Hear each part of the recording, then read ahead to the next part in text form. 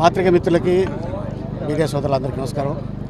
So రాజమండ్రిలో RPL, so ఇది భరత్ అన్న, అద్దరపు వాసు, అలాగే రౌత్ అన్న, అలాగే కాబోయే శ్రీనివాస్ గారు ఎంపీ గారు అండ్ వీళ్ళ ఆధ్వర్యంలో ఈ ఆర్పిఎల్ జరుగుతుంది. సో స్టేట్ వైడ్గా పిల్లలు రావడం జరిగింది ఇక్కడ. సో అందరికీ అన్ని టీములకి ఆల్ ద బెస్ట్. అండ్ అలాగే నేనందరూ చక్కగా ఆడి మన ఊరు పేరు, మన కుటుంబం పేరు అందరినీ ఒక అద్భుతంగా, ఎందుకంటే నా బిడ్డ ఇగో ఎదిగాడు అని ఈరోజు నేను గర్వంగా చెప్పుకుంటాను. ఎందుకంటే ఇదే గ్రౌండ్లో షూటింగ్కి రావడం జరిగింది, ఇదే గ్రౌండ్లో ఆడుకోవడం జరిగింది, ఇదే గ్రౌండ్లో గెస్ట్గా వస్తుంటే నిజంగా చాలా ఆనందంగా ఉంది. అండ్ ఎందుకంటే ఇది చాలా అద్భుతమైన గ్రౌండు. ఎంతోమంది గొప్ప గొప్పోళ్ళు ఈ గ్రౌండ్ నుంచి వెళ్ళిన వాళ్ళే, ఈ కాలేజీలో చదివిన వాళ్ళే.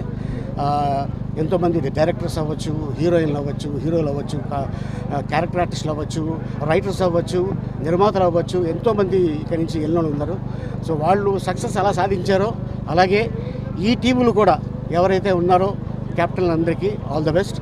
అండ్ ఇంత అద్భుత అవకాశం కల్పించిన భారత్కి థ్యాంక్ యూ సో మచ్. ఎందుకంటే ఎక్కడి నుంచి పోటీ చేస్తారు త్వరలో చెప్తాను. అంటే రాజమండ్రి గుంటూరు అని నాకు కూడా తెలియదు. ఇంకా సీఎం సీఎం గారి దగ్గర నుంచి పిలిపి వస్తుంది, రాగానే చెప్తాను. నేను సార్ పొత్తులు ఉంటాయి, నేను చెప్తున్నాను కదా. ఆ ఎలక్షన్ రోజున వెళ్ళి నొక్కుతారు చూసారా, అతను అసలు సిసల ఓటర్ మీరు, నేను కాదు. Thank you. మరి పవన్ కళ్యాణ్ గారు జిల్లా వస్తున్నారని చెప్తా ఉన్నారు. మరి గతంలో ఒకసారి రాజమండ్రి వచ్చారు, వచ్చిన తర్వాత ఏదో ఒక ఆఫీస్ ఓపెన్ చేశారు.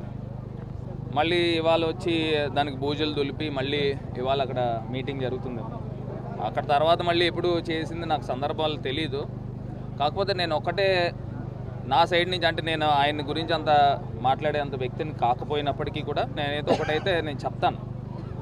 ఇప్పుడు ఇవాళ బీజేపీ అనే పార్టీ ఆంధ్రప్రదేశ్లో 1% ఓట్ షేర్ కూడా లేదు. వాళ్ళు అధికార ప్రతినిధులు కానీ వారు కానీ మాట్లాడేది ఏంటంటే, మేము ముఖ్యమంత్రి రేస్లో మేము ఉన్నాము, మేము ఆ స్థాయికి మేము ఆస్పైర్ చేస్తున్నామని చెప్తా ఉన్నారు. మరి గతంలో జనసేన పార్టీకి 6-7% ఓట్ షేర్ వచ్చింది. మరి వాళ్ళు చెప్తా ఉన్నారు మా ఓట్ షేర్ ఇంకా పెరిగిందని. మరి ఒకటే పవన్ కళ్యాణ్ గారు, మిమ్మల్ని నమ్ముకున్న జనసేన కార్యకర్తలు కానీ, లేకపోతే మీ ఫ్యాన్ బేస్ కానీ, లేకపోతే మీకున్న అభిమానులు కానీ మిమ్మల్ని ముఖ్యమంత్రి స్థాయికి వెళ్ళాలని కోరుకుంటా ఉన్నారు. మీరేమో నేను ముఖ్యమంత్రి అభ్యర్థిని నేను కాదు, నేను చంద్రబాబు నాయుడు గారిని ముఖ్యమంత్రి అభ్యర్థి కింద పెడతా ఉన్నాను, లేకపోతే వాళ్ళ అబ్బాయిని, ఇంకా ఎక్కువ మాట్లాడితే వాళ్ళ అబ్బాయిని పెడతాము అని చెప్తా ఉన్నారు. ఎప్పుడైనా పొలిటికల్ దాంట్లో ఒక ఫైర్ ఉండాలి. ఎవరికైనా ప్రజలకు సేవ చేయాలని అంటే మనం అత్యున్నతమైన స్థానంలో ఉంటే మనం మ్యాక్సిమం చేయడానికి అవకాశం ఉంటుంది.